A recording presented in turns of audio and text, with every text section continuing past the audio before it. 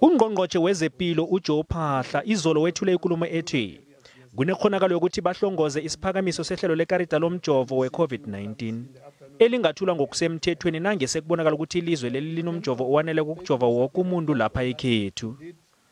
Lesi sihlongozo ngesithi woke umuntu ojovile kwasebenzisa ikarijana eliqinisekisa ukuthi mbala ujovile nakangena kweminye imakhiwo.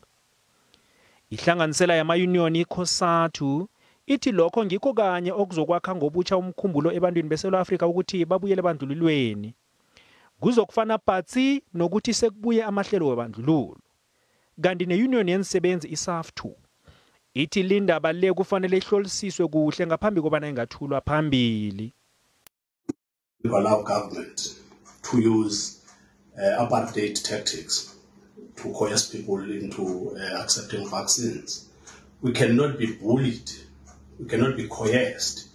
We cannot be bulldozed into submission as South Africans. It's a very complex issue, and it's an issue that I think must be open for a public discussion in our country for us to find a solution that will try to balance the right of groups of people who fear to be infected with the coronavirus.